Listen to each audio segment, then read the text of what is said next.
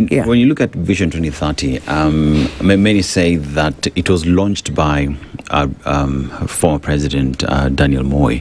By the time we're getting to 2002, we get to 2002, and for some weird reason, it was never carried through. It was then relaunched in 2008 by President Mwai Kibaki. Yes, true. And with the implementation of the same, as we head towards then the Ruto government, the first edition of it, and Vision 2030, many say, was dropped at that point. That even as we now proceed to the UDA government, Vision 2030, according to pundits, it has not been touched. So as we talk about trust and belief that Vision 2060 will be taken forward, it will be implemented, many still have the trust deficit that the person spearheading it, the person proposing it, many look at him as if someone who will not carry it forward because based off history, nothing much to show. I don't think so. Maybe we need to come and open the page per page and we tick. Because most of the things that they are doing today, you see, even the things the president is doing now, it's not his vision. I believe it's a Jubilee vision that was picked from the Vision 2030. And he has moved with it. Whatever Uhuru started, Uhuru moved with what Kibaki had started. Because also as a country, it was said very clear in Vision 2030, you cannot drop projects that were started by the previous regime. Because all of them are for the country and for Kenya, not for you. So for him, I have not seen the president yet implementing anything, unless you tell me about the financial things that happened, which even when Uhuru was coming in, you remember when we didn't spend money going for a rerun, that's the money he picked and started Uwezo Fund. So it was just a name changed. You know, one of the things you must look at this government from 2013, it has come the same way. They have never changed anything they said from 2013. If you want to mark it, and if you want to tick it, and if you follow them. So for me, the four agendas that the president, then deputy president, kept on saying, Uhuru, you have dropped the ball and you have gone to other issues, is the agenda he picked. Universal healthcare was started by Uhuru. Yes, you remember we did 4 counties. We launched it in Kisumu. He has come, picked it, and now did what their vision was to be. He moved from there. Affordable housing started with Uhuru.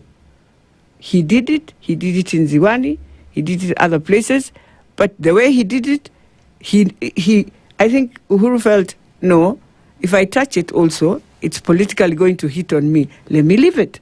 He has come, he picked it.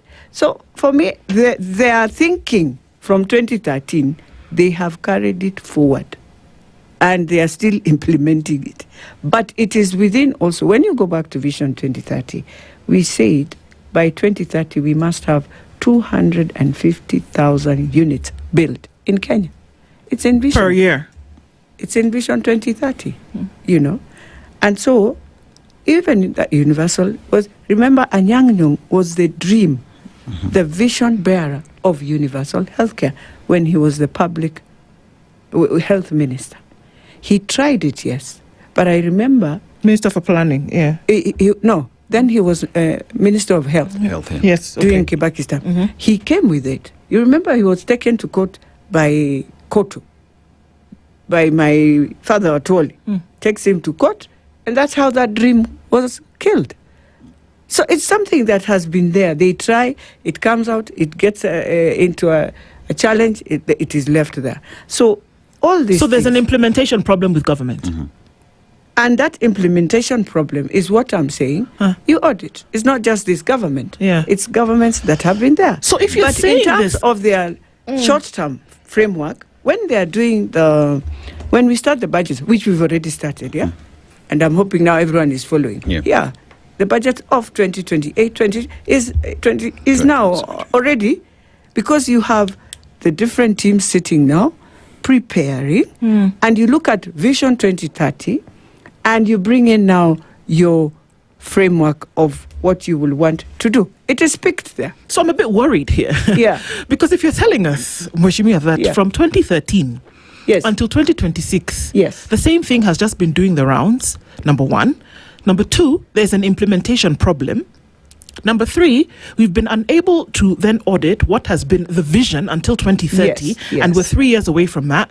But then you come in and you brought in a new vision, but the underlying problem here is implementation. Then I'm a bit worried then, because what is going to change for the future if it has been established that there's an implementation issue? Hadn't we better work on the mechanics to ensure that certain things here at the ground are working? But before you now start, you can. I mean, you gotta at least crawl. Okay, crawl even before you start to try to run. But you see now, the challenge you face, and all of us and you, is that the president now, who came in to try and push all these things, has become an enemy of everyone. Why? Why? Because it's a very heavy vision. Oh yeah.